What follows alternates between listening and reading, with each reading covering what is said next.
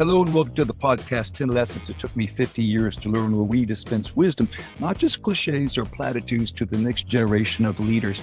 My name is Duff Watkins and I'm your host. Our guest today is the Honorable Jeffrey Bleich, former ambassador from the United States to Australia during the Obama administration. He's currently chief legal officer at Cruise. He'll tell you more about that. And many people don't know, so let me just paint you a picture. When Jeff was ambassador to Australia, a former prime minister described him, and I quote, as the best U.S. ambassador ever sent to Australia. The newspaper called him Obama's Superman, and he is forever remembered in Australia for bringing the big O to Australia. No, not Obama, Oprah Winfrey. He brought Oprah Winfrey to Sydney, and the place went crazy. So, hello, Jeff. Thank you. Thank you for joining us. Thank you, Duff. And by the way, that Obama guy came as well. So, he had to he did. Double up. I suppose I should mention him. But when you were there as the ambassador, there's a city in Australia, Adelaide. They have a university, Flinders University. And inside it is the Jeff Bleich Center for U.S. Alliance for Digital Technology, Security, and Governance. And then the whole purpose of it is to address the misuses of digital technology, which unfortunately is a big need. And I know it's nonprofit. I know it's nonpartisan. I know it's got your name on it. So tell us more about that. I mean, I can't think of anything more current than something opposing the misuse of digital technology. Yeah, no, when I was ambassador in Australia and I was receiving regular classified briefings, it became clear to me that one of the major challenges was that digital technologies posed a unique threat for democracies in particular. And like any tool can be used for good or ill. A hammer can build a house or it can break a skull. And digital technology is no different. We had thought that it was going to spread democracy because it would democratize information. Anyone could have access to information at any time, and it would educate people and ensure that democracies flourished around the world because we'd be able to know what was true and demand it of our leaders and throw people out if they weren't fulfilling their responsibilities. That was the vision. What we discovered was that authoritarians saw the same thing that we saw, understood that there was a great risk, but also understood the great power that they could assert, taking that kind of information machine and bending it to their own designs. And so misinformation campaigns and the ability to muddy the information landscape, the ability to undermine trust between people within democratic institutions.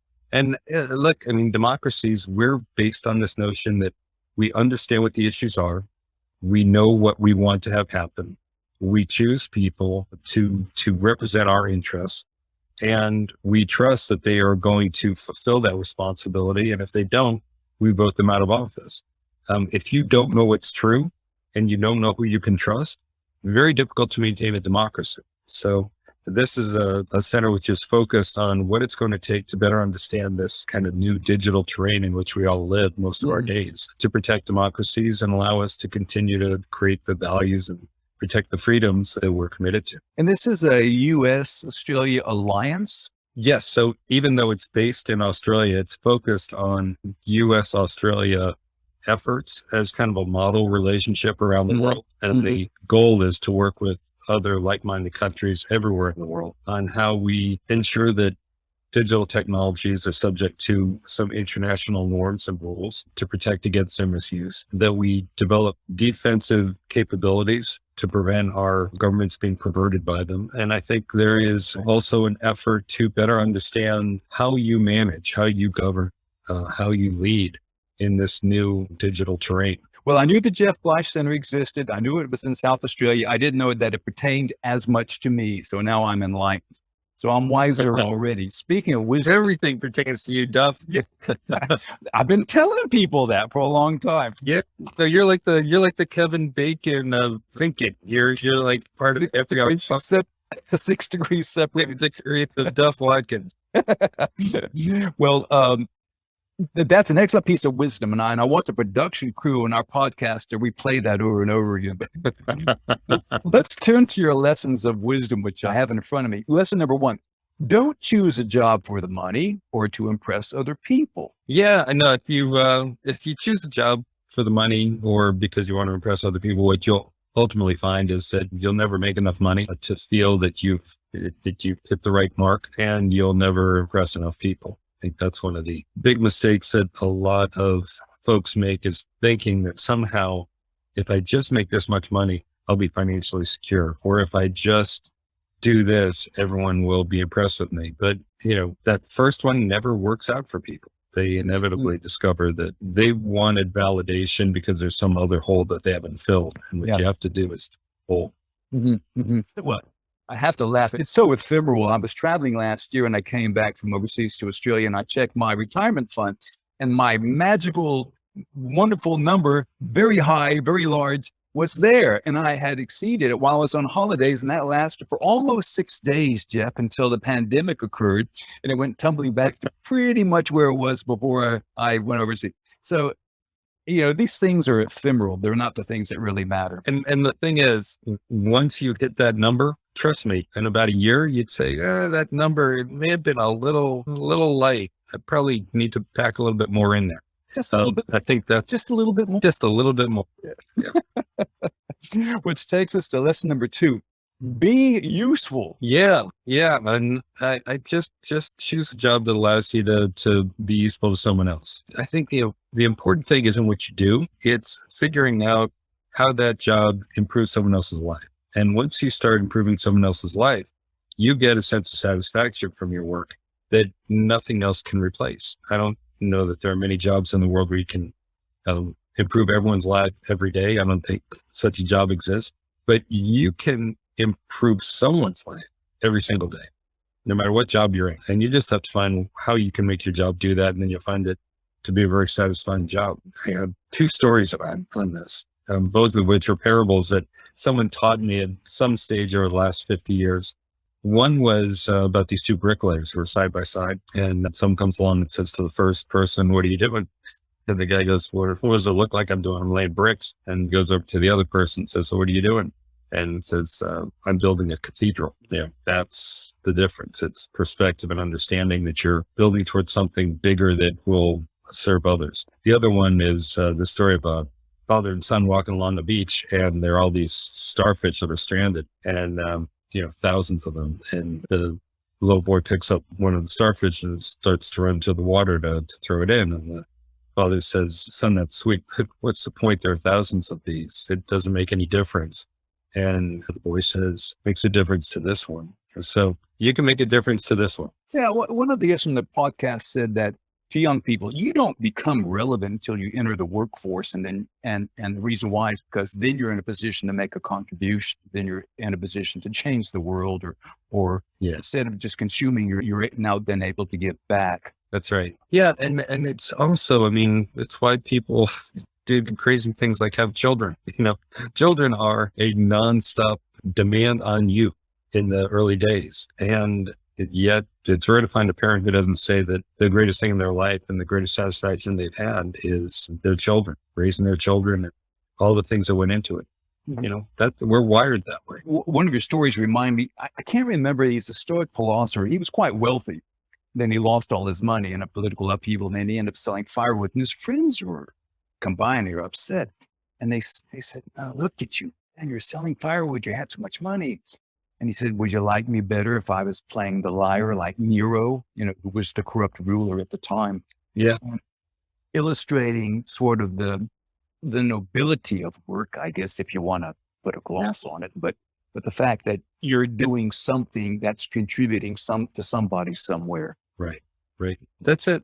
And I guess some of the things that you learn over the course of 50 years, if it takes you 50 years, it's probably, you're like me, you're a slow learner. But some of the wisdom that you're told when you're young, it doesn't sink in until you get to an age where you can really appreciate the insight, the wisdom, the lasting truth of it. And so you can't take it with you. Peace is part of it. You're not going to take your possessions and your money with you. What do you take with you, and what do you leave behind? What do people remember about you? It's were they a good person? Did they make other people's lives better? How did they make me feel? Well, speaking of income, lesson number 3, spend your money on what you touch every day. I really like that one. The things you touch. Yeah. people spend money on lots of things that end up in their drawers or shelves, and they never use them, and they just become clutter and almost a burden to them over time. And when you're trying to figure out where you should spend your money, I found that the things that you're going to touch every single day, your laptop, your iPhone cover, the desk chair that you work in, the hairbrush that you use, your toothbrush, your razor, the bed you lie in and your pillow, the car you drive in, those things that you touch every single day, maybe a pen, you should love those, because it means even on a bad day, you are doing things you enjoy, building things that you enjoy, and they will be enduring, durable. So what takes us so long to grasp that lesson? Oh, I don't know. It's a combination of people, we have lapses in our thinking. We're impulsive. We get emotional. We see someone else has this. I should have that too. And then we also have an organized system of advertising and marketing. Oh yeah. That is to play upon those weaknesses. I mean, that's part of what's happening in digital space, is that there are algorithms that are designed to take advantage of our lapse in thinking, our ability to fall victim to magical thinking. And so it's only over time that we kind of, have the ability from experience and perspective to appreciate what has really worked in our lives and base it on something empirical. And in our lives, and when I finally found a pair of glasses that I liked, it's like, yes, I put these things on, 50 times a day. I better like them. Good example. Like them a lot. Yeah. Lesson number 4, I like because it has a psychological basis to it. Don't let fear of losing something, anything, somewhere, sometime. Don't let fear of losing prevent you from enjoying it here and now. Yeah. I mean, look, it's a corollary to the other one. If there's something that you enjoy, that you love, don't keep it hidden away because you're so afraid that you might lose it. I discovered this during the pandemic, so this is a recent revelation. But we were going through the house and cleaning up, and I have these sort of special things. I actually, they're right here, so I'll show you something. Okay. Like this is this pen knife that my wife gave me on our wedding day, or this World Series ring that Willie Mays gave me, or other things. They were so special to me. I had them locked up in a drawer and never wore them, never touched them, didn't want to take a chance of losing them. And I thought, well, I've already lost them because I'm not using them. I'm not enjoying them. I'm going to lose these eventually one day anyway when I pass. Might as well enjoy them while I'm alive. And if, it falls out of my pocket or, someone steals it off my finger, I'll be mad. But at least I'll have enjoyed it for some period of time in my life as opposed to never. So since I'm locked in the house for a few months, I thought I'll just carry these every day, wear these every day. I've got the watch from my grandfather. I've got special things for my dad. And it makes me realize, don't save things up for later. Enjoy the things you love while you have the capacity to love them. I used to work in psychiatry running therapy groups. And one of the things I learned there is that fear basically is the underlying emotion that drives almost everything else. And fear of losing, as you know, is a very strong driver in humans. Financially, for example, people fear losses much more than they enjoy gains, which is kind of weird, but it's just the way we're hardwired, evidently. Yeah, no, I didn't have that in my list of 50 or a list of 10 items because I really took you seriously, which is what did it take me until I was around 50 to figure out? Whereas pretty early on, I realized, look, you're never going to sink a basket if you don't take a shot. You're never going to get a base hit if you don't swing the bat. You just got to go for it. And so early on in life, I just did a lot of stuff and I failed at a lot of stuff. But I was glad I failed at it because it gave me experience. It gave me resilience. It taught me things I never would have learned. I got better and better because I was trying more and more stuff. And I think I've had a life that has been very satisfying to this point, in part because I didn't let fear control it. And I've had some pretty spectacular failures. We'll save that for another podcast. Yeah, there you go. Well, the burning question is, why did Becky give you a penknife on your wedding day? Part of it was just a tradition that you gave each other a special gift. And I think she wanted something that I would hold close to me all the time that would stay warm in my pocket. I knew there'd be a good reason. Yeah. You're pointing out something that it's a hard lesson. Everything perishes, Yeah. tangible goods, intangible things, Yeah. relationships can as well. Yeah, just everything perishes. There's no need to defend against it. Instead, just kind of accommodate yourself to that reality. Right. I'm just going to number 5 on your list. Nothing appreciates like appreciation. Yeah, that's true. You got to save, you have to invest. And those are ways of having your income appreciate, but nothing appreciates in your life as much as the appreciation of others. So if you are thoughtful and giving and support people that you love, causes that you're committed to, charities that do good in the world, and spend some of your money on that, it always comes back to you in much, much bigger ways. I knew some people, we would do fundraising drives. They had alligator arms, like just trying to, get them to reach into their pockets. Their arms just wouldn't extend that far to give any kind of money to a good cause. And they thought it was because if they gave too much away, then they'd have too little and they'd never survive. And what I had learned was just the opposite, which is the more you give, the more goodwill there is around you. And there are more opportunities that create more work, more rewards, and more wealth. And so I'm not generous to others because I think I'm going to get big payback for it. It just works out that way. If you do good, you will also do well. And I think people who are hoarding those dollars don't realize that at the end of the day, having a lot of people who feel good about you and are grateful to you in the world, not only is its own reward, but financially, it works out well also. I've been using a financial discipline for years that I read about in a book many years ago. And what tithing is, 10% of your income. Yeah. And a lot of people use, but this author said that's way too high. That's from a different time and era. What he suggested, and it's a discipline you have to minister. This is anytime you get money of any form, your wages, bonuses, commissions, whatever, windfalls, take 1% and give it away immediately. Give it away immediately. As soon as you get it, give that 1% away. And so it actually takes more admin to do that on a timely basis. And you'll probably what I end up doing is giving in advance because, but his whole idea was to change your mentality and keep it flowing and to allow people to experience the very thing you just described, Jeff.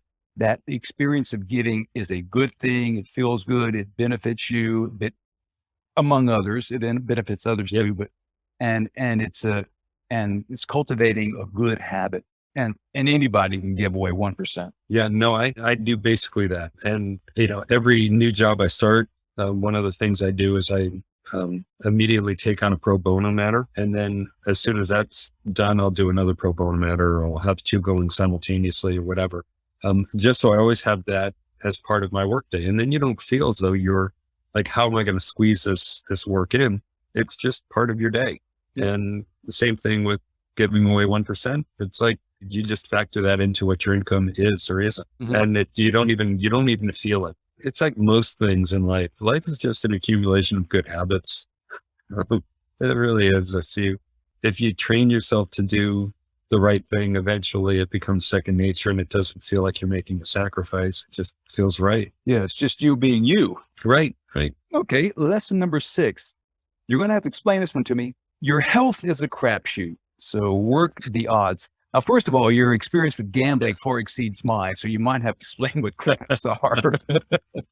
Yeah, craps is it's a game where you roll the dice. Yeah, the game of chance involving dice. Yes, die. Game of chance, and because 1 and 6, 5 and 2, and 4 and 3 all add up to 7, much higher chance of rolling 7, which is why people bet on lucky 7, and then either they win or they crap out. That's the nature of that game. That what I was really getting at is that there is a lot of luck involved in our health, and so people get illnesses or other things that they have genetic predispositions that put them in that put their health in greater peril or cause them to become to age much faster. You just don't know. So what you should do is do everything you can to improve your odds. And so bet on 7, bet on the reliable, trustworthy things. So like wear sunscreen, floss your teeth, don't text and drive, some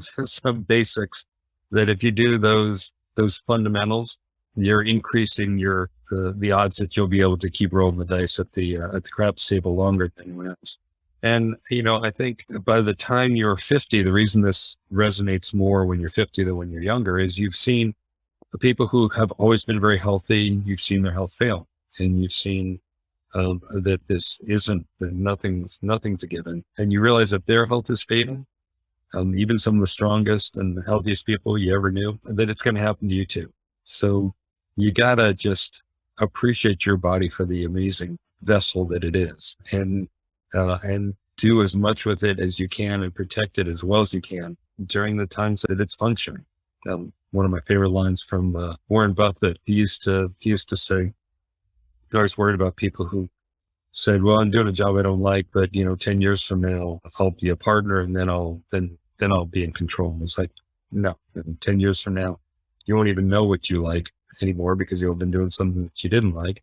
And no one's going to let you do what you like because they all value you, and you'll value yourself for what you didn't like in the first place. It's a bad idea. Take care of your career and do what you like now, because it's not like you want to save up sex for old age. And it's the same thing with your body. Your body's going to run out of steam at some point. So, make the best use of it and take the best care of it while it's working. Point number 7. This is particularly funny to me. There is no good relationship advice. And the reason that's funny to me, I just finished a book, Jeff. It's called Everything You Know About Sex Relationships is Wrong. It was written by a psychologist who is abolishing all the supposed conventional wisdom that people say and learn and gets repeated mindlessly and endlessly.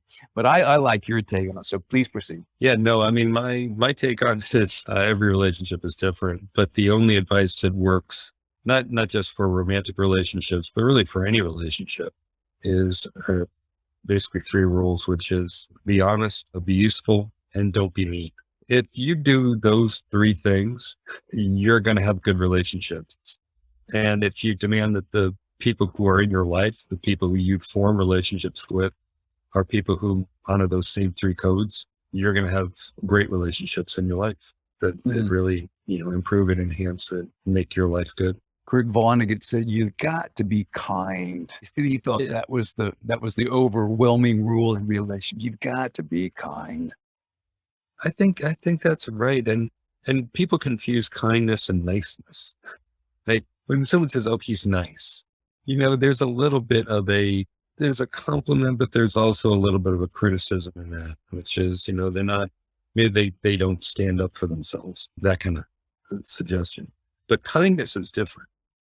Kindness says, I haven't forgotten what it is that I'm trying to accomplish here in this world, but I don't have to be disrespectful to you.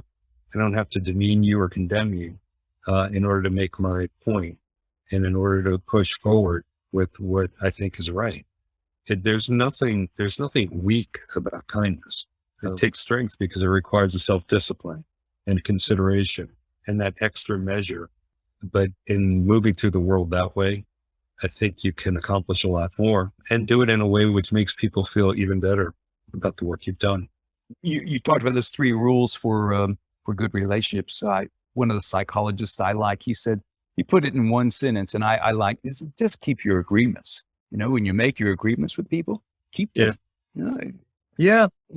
Kind of simplifies it for me. Yeah, I'll tell you my favorite line I've heard recently, and this could have been life lesson. So bonus lesson, which is you can't talk your way out of something you behaved your way in. Yeah, that's right. Yeah. And I know because I've tried that many times, by the way, and I've empirically verified that. Okay. Point number 8, hang around people you admire. That's why you're on the show, by the way, Jeff. That's what we're trying to do. Because I admire you. No, the other way around. And yeah, look, I think throughout my life, I looked for people who I really admired, who I thought, were interesting, smart, had those qualities I just described: honest, kind, useful, but also didn't have at any point in wanted to be with them other than that I knew I'd learned from them. There were things about them that I wanted to be better at myself, and that I enjoyed their company. And the worst thing that happens if you choose your relationships that way is that you've got a life full of people who are really interesting and inspiring. And that's the worst thing that happens. The best thing that happens is that because you have those sorts of people in your life, you find all sorts of things to work on together. And before you know it, you're doing things you never imagined. I think about, a skinny law student that I started talking to back in 1990. I'm trying to recruit him for a job, and turned out to be Barack Obama. And we became friends. Yeah. Yeah. Or when I was young, a girl who was really shy and hung out in the math office during lunch hour because she was afraid of, sort of the social pressure of being in the cafeteria. But really just a beautiful spirit, smart and everything. And I met her first day of college and fell in love with her. And we've been together 40 years now. Mm-hmm. So you find people who are great, you just stick with them. And the opposite too. You see people and they're toxic. They let you know who they are. You believe them. Stay away. Yeah. There has been a lot of psychological research, and this actually surprised me as to the power of it on the toxic people. They do have an effect on us much more than we would like to think. For example, I mean, most Americans, they like to think they're rugged individualists, John Wayne types, but no. I mean, once you get in a group, the soldiers at Abu Ghraib, for example, they were textbook sons and daughters of America serving their country. They weren't bad people. They just got into a bad environment. In other words, the situation exerts far more pressure on you than you realize. And me, everybody, we overestimate our ability to defend or resist that pressure. Yeah. People will often do bad things for good reasons. What I've seen is more people I've known have been corrupted by friendship than by greed. Or I look at the things that will cause someone to lose their bearings. Remember the Stanford experiment, the famous prison guard experiment. Yep. They did a re-review. Yeah, and the whole point of it was that students, when they were told that they needed to increase the voltage on prisoners on the other side of a wall, were convinced to do so. And people thought, well, this just shows that anyone in a position of power is a sadist, and that these people were, that all people were bad people. But it was actually more nuanced. I went back and looked at that study again and all the notes on it.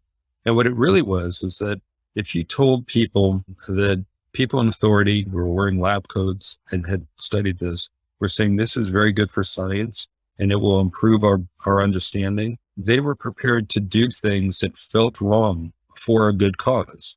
But when they were told by those same administrators of the test, you must do this because I tell you so, they resisted and said, no, I'm not.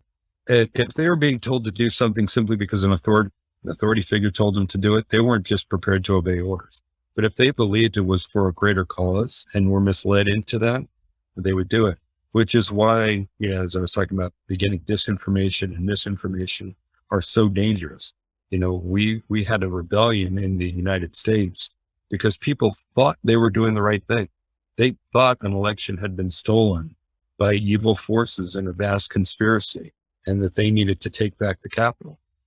Some of these people were horrible people, but some of them were just completely stupid is the word I would like to volunteer. Yeah. I mean, you got to people. Well, they were also effectively brainwashed into believing something which was fundamentally untrue, and they thought they were doing the ones who were not, part of the Proud Boys or these white supremacist groups, but the others were just people who were gullible and thought they were doing something good for America. Yeah, the psychological experiments with the shocks, that was the Stanley Milgram experiments performed at Yale. I do recall that, so I'm confused. That was something else. But and that's been replicated by many times around the world, and the results are almost always the same. By the way, when you're talking about that episode on what day was it? I forget. But the thing that struck me the most, Jeff, was when I looked at the people who were there. A lot of them were my age peers of mine. Yeah. And I thought, so I thought, well, could I see myself or my friends doing something like that? And it's hard. And I thought to myself, how could you be 60 plus years old and not have a clue about how the presidential election in the United States works? You've seen enough of them. I mean, I don't know. No, I mean, look, these folks were trained over the course of several years that they should not believe what they see. They shouldn't believe experts. They shouldn't believe the media. Shouldn't believe anyone except for their president. He was the only one who would speak truth to them. Or Q, who was, this conspiracy monger. That's what they were convinced to think. And that doesn't excuse it. I mean, they were gullible and they violated laws, and they knew they were violating the laws at the time. No one thinks it's okay to storm the Capitol and break onto federal buildings and deface it. Mm-hmm. So, can't excuse any of their behavior. But where it really came from was when the President of the United States, on his very first day in office at his inauguration, tells everyone that it's not raining when they see rain coming down, and that he has the largest crowd ever when the National Park Service says, no, it's not the largest crowd ever by, in fact, it's a relatively small crowd. And he just keeps repeating it. We knew what we were in for. It was just a 4-year disinformation campaign. And some people are susceptible to that kind of thing. Well, a lot of people evidently is the surprise for me. But one final question about that: hang around people you admire. I'm not being trivial here, but what happens if the people you admire don't want you hanging around them? They won't let you hang around. What I've found is I don't bring anything unique to the table. When I got to meet some famous people, I was just myself. But myself was, I hope, honest, useful, kind. And as a result, no one minds having people like that around. You may not be their best friend, but they're never going to, shoo you away because you're annoying. Those are sort of nice qualities to have. And I've always treated everyone, whether they are, doesn't matter what position they're in society, I always treat them the same way, which has been useful in terms of working with world leaders and with celebrities and with other people who the folks around them tend to treat them strangely. They don't know what to say, or they say too much, or they're always asking for things. And I just treat everyone the same way. So I meet a celebrity and I talk to them as though they were someone I was meeting at a party for the first time. And because it is the first time I've met them, and I think they appreciate it. And they kind of want more people like that, more people treat them normally around them. So maybe there's some challenge, but I haven't experienced it. So in other words, it's me. Okay, that figures. Yeah. It's you. Yeah, that's right. Lesson number 9. This is the only one I really want to contend with you. Business relationships are relationships. They're just like any other relationship. Yeah. I think the line I used was, if you lay down with dogs, you wake up with fleas. You should treat a business relationship the same way you would treat any other long-term partnership. There are some people who think you can get away with a series of one-off relationships. Maybe in business, you can get away with that for a little while, but you develop a reputation. Communities are small, and eventually it comes back and bites you. People don't want to do business with you simply because they've heard how you do business. My sense is you want to deal with people who you want to have a long-term relationship with. I got this advice from Charlie Munger, who's Warren Buffett's business partner. It had founded the law firm that I was at for 20 years. And we're a pretty successful law firm, but we were very careful about who we represented. And we turned away clients with a lot of legal business because we didn't trust the ethics of their senior leaders. And Charlie had a great way of saying this. He said, look, this is the right thing to do. Business relationship is like a marriage, and it's never a good idea to marry for money, especially when you're already rich. And so we had a good business. Why mess it up? Well, my experience though is that business relationships tend to be highly transactional. And I'm not saying I like this. I'm not saying I don't operate like this. Certainly try not to, but I mean highly transactional in the abbreviated, truncated, curt sense, devoid of anything else. Yeah, no, I think that's right. And I make this point sometimes about the difference between allies, and other nations. Allies are your friends. And there's a lot of trust and there's a lot of give and take that you wouldn't have with other nations that you don't have that alliance relationship, that friendship with. So there's a difference in, in degree, but ultimately in quality.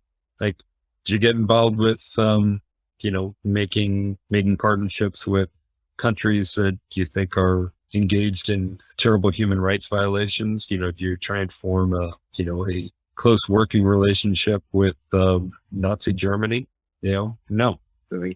Your relationship is, if you have to deal with them, you deal with them at arm's length and as little as possible, and try and limit their impact on the things that you value in the world. And same thing with businesses. If you find there are business leaders or business people who are toxic, there may be situations where you're thrown in with them and you have to deal with them. But you deal with them the way you would someone that you don't trust in your life. And if you come across someone who you believe in, you treat them with the trust and faith that you would extend to, a friend. And so when you make a partnership, which is what I was really referring to, your partners need to be people who you trust and believe in. Lesson number 10, character defines you, but what defines character is life's challenges and obstacles. Yeah. And I think, people often think of character as, I will work very hard for the thing that I desire. And that when I get that, it will reveal, that I had the tenacity and the commitment and the strength and the talent and all those, that my character will be revealed by my success. But I think your character is actually revealed by the things that go wrong, and the things that go wrong for all of us. So we will, everyone will at some point experience, loss of a loved one. Many of us will experience, illnesses or betrayals or failures. And what tests your character is how you respond to them. And for me, it's always having perspective that other people have been through this and they've survived. And how did they survive? It was by appreciating what they have and staying calm and optimistic and moving forward, even when it was more difficult to do that. And I think what I said to you in my note was, when I think about this, I think that every one of those is a reflection of a life well lived. If you lose a loved one, it's because you had the blessing of having had someone in your life that you loved. And if you feel ill, it's a reminder of that you feel this because normally you were so healthy and felt so much better. And being able to appreciate that this is a reminder of your good health. And if you've been betrayed, it's because there were people in your life that you cared enough about to trust them, and that you're blessed to have the capacity to form intimate relations, even if occasionally someone disappoints you. And failures are, as I said, they're a gift. It means that you tried many things and that you had many experiences and that you learn lessons from them, and you're still here and you're still moving forward. Failure is a gift that I'd like to return. I can tell you that, but yes, I get I think you've been dipping into Marcus Aurelius again, haven't you? I'm hearing some Stoic philosophy come through. No, there's some Winston Churchill here. He said success is caused by going from failure to failure to failure with no loss in enthusiasm. And speaking of, he had an astonishing time in the wilderness, a long time before he became prime minister, and it wasn't a groundswell of support. Yeah. Well, he was the right person for that time. He was a great wartime prime minister and not a great peacetime prime minister, which is why he was thrown out pretty unceremoniously. But he had that wartime capability because he had put himself in one challenging situation after another. And also then he took these moments for reflection to unpack what he had learned, what he had discovered. He wrote volumes and volumes. And if you go back and read his writings, there's tremendous honesty and introspection in them based upon those failures. And it gave him a resilience and a depth of understanding and a spider sense that made him a very good wartime prime minister. He was a prolific author, and when asked if he thought history would regard him well, he said yes, because I intend to write it. And he did. Well, and he did. He wrote volumes of his career. Yes.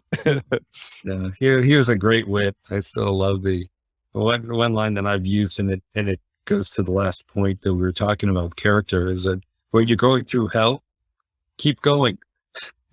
Like, right. I mean, that's a part is, if there's ever a time not to give up, it's when you're in the middle of hell. You get to the other side before you take a rest.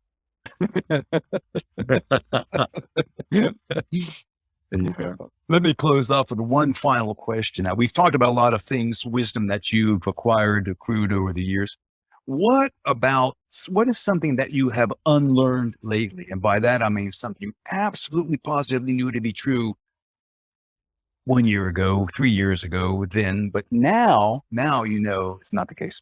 Yeah. Well, I'd say recent events with the President of the United States, former President Donald Trump, because when I became ambassador in Australia, I remember a very senior diplomat pulling me aside. I was trying to get as much depth as I could on the work, and learn as much about Australia, learn as much about the State Department, just make sure I didn't mess up. And he said, you don't have to worry. These jobs are designed so any idiot can do them, because eventually one will. And so there are guardrails, and there are, training wheels and buffers and bumpers. You can't go too far wrong. And I always took comfort in the fact that some of our most significant positions are ones that are designed that way, and that it would be very difficult for anyone to mess them up too badly. I think this presidency has challenged that assumption for me. While we have a lot of great rules and laws and other things to protect our democracy, many of them are based upon conventions. They're based upon informal understandings. They're based upon courtesies. They're not based upon laws that are backed up by police force. And so for us to function as a society, for people who are willing to tear that connective tissue apart and are prepared to destroy those conventions for their own personal ambitions, there is vulnerability. And it does matter who you put into these positions, and you can't take that sort of risk. So I'd say that was my big takeaway. Yes, it's, well, I mean, you lived through it. We survived Nixon. I thought that was the big constitutional test. I had no idea. I pined for Nixon. I was yearning for Nixon over the last few years. Yeah, I told someone, we were talking about Nixon as well. And I said, the crazy thing is Richard Nixon could not get the Democratic nomination today because he would be way too liberal. He would be perceived as a radical. Remember, he did the Clean Water Act, the Clean Air Act, he gave for families with dependent children, he opened relations with China. I mean, this is an agenda that people would describe today as radically socialist. So yeah, I think there's a perspective. So just on that, so you've unlearned that lesson about the resilience, the stability, the robustness of political institutions? Yeah, I think, look, the core held, but I think the core was badly damaged because, again, it's not just that we have a system of checks and balances and a set of systems in place that are designed to prevent power from accumulating entirely in one branch of government or in one set of hands. But 80% of that is probably based on agreements, understandings, traditions, customs, courtesies that all have stood the test of time and all reflect very sound judgment. But every time you pass a law, it diminishes us as people in the sense that if you have to tell people not to spit on the sidewalk, that's a sad thing about us. And we should know not to spit on the sidewalk without a law being passed. So we have relied on conventions rather than laws. But if you're someone who is willing to take every advantage of people's trust and defy anything that isn't absolutely prohibited by law, you can do tremendous damage. And I don't know that you can do it have that happen too many times before the whole system breaks down. Well, I look forward to the time when the Jeff Bleich Center in Australia will not be dedicated to the misuse of digital technology, but will be aimed for something a bit more useful. Okay. Yeah. Well, there are, the whole idea is to develop this technology for good rather than evil. And so we're doing some defensive things against misuse, but we're also doing a number of positive things that I think you enjoy. So you have a standing invitation, Duff. Come by the Jeff Bleich Center at Flinders University, and we will give you the full tour and the royal treatment. I will if I can ever get on a plane or get out of here. I'll hold you to it too, by the way. So we will close here on that. You've been listening to the podcast 10 Lessons It Took Me 50 Years to Learn. Our guest today has been Jeffrey Bleich, former ambassador of the United States to Australia, currently chief legal officer for Cruise, which is automated vehicles. This podcast is sponsored by Professional Development Forum, which is dedicated to helping younger people accelerate their careers in the modern workplace. You can find them online. It's professionaldevelopmentforum.org. Everything they do is free. We'd love to hear from you. If you want to hear some wisdom, if you want to nominate somebody whom you'd like us to talk to, please let us know. We'd be happy to hear from you. We thank you for listening to the only podcast on the internet that is advancing the world in wisdom, one lesson at a time. Thanks for listening.